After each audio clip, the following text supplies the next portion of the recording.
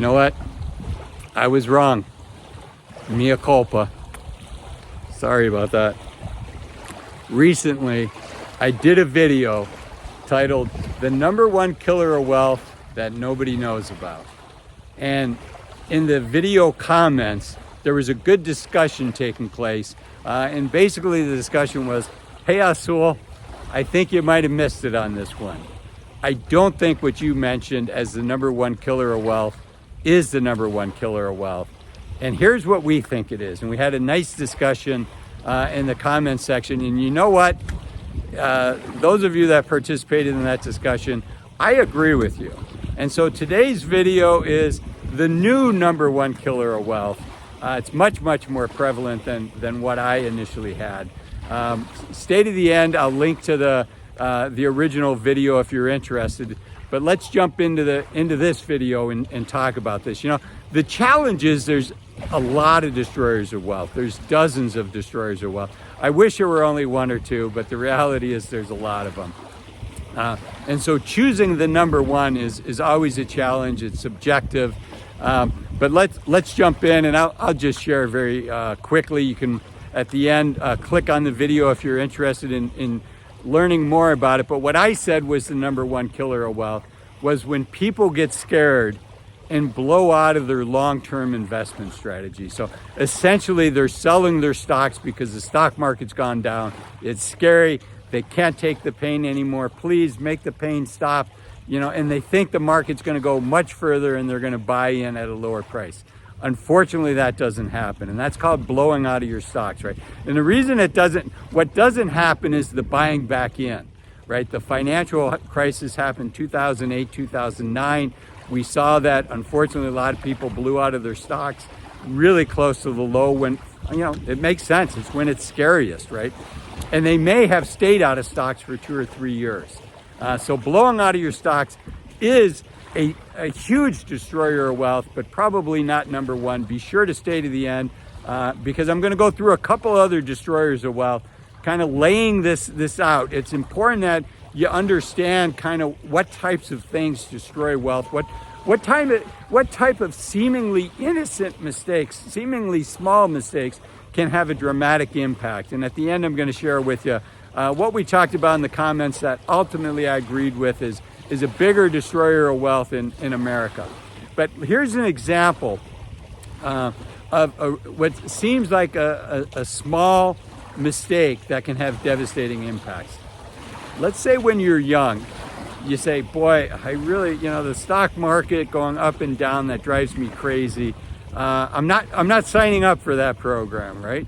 And so maybe you're overly conservative. Maybe, you know, if you don't need your money for 20, 30, 40 years, you should, and you've got a long-term time horizon, there's a good case to be made for having the majority of that. I'm not saying you should do this. This is not financial advice. I don't know your situation, but it's worth looking into. A lot of people when they're young and they don't need the money for the next 10 plus years, you know, having their money in stocks is one way to invest the money that, you know, likely you're going to look back. There's no guarantees, but likely you'll look back and have done better than some of your other investment options, particularly bonds.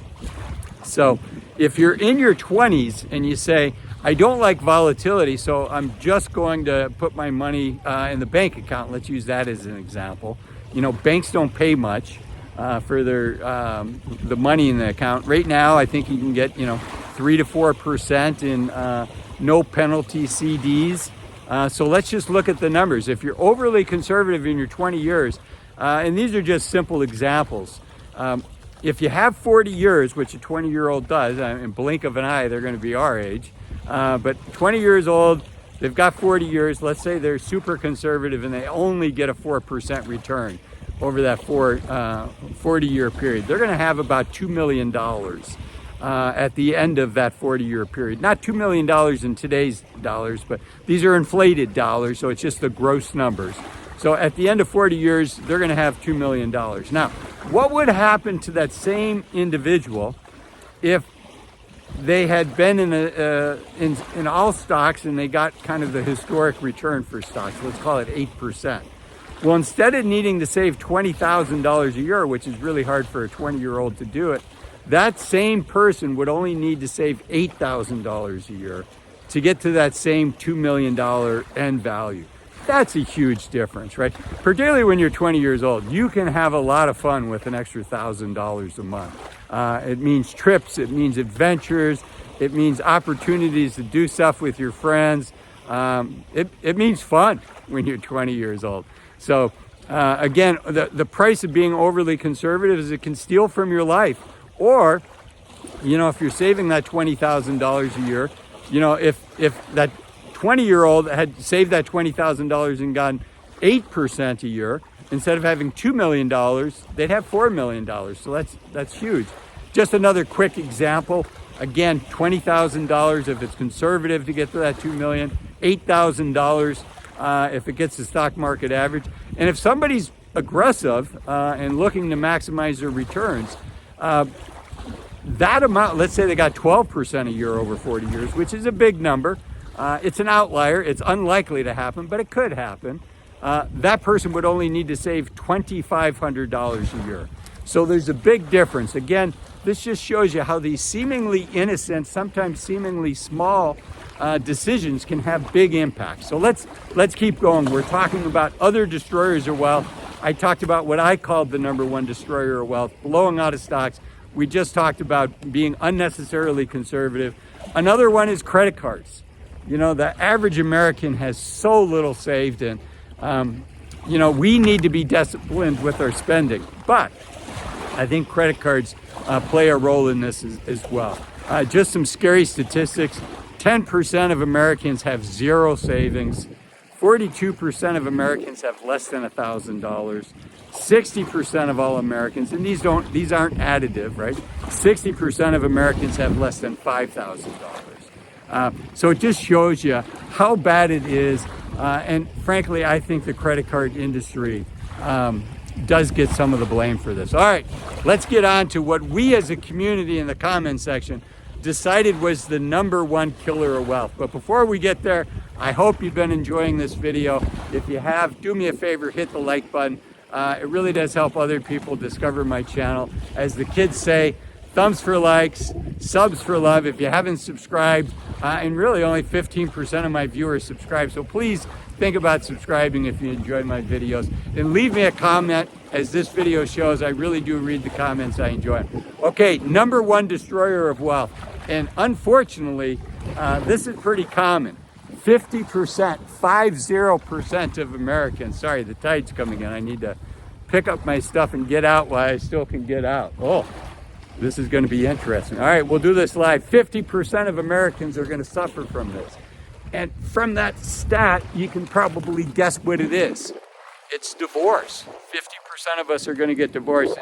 If you're in your 20s and get divorced, right? You and your spouse got married. You probably didn't have much. Here, I can show you the shore behind me, but you can see I was back there 20 yards, so I couldn't get out. Anyways, divorce. Unfortunately, divorce is a big destroyer of wealth, particularly for people that get divorced in their 50s and 60s, right? Less of an impact, like I said, if you get divorced in your 20s. You don't have anything when you got married. You and your spouse talk to each other and you say, I think we made a mistake, let's split up. In your 20s, financially, it's not going to have a huge impact on you, probably.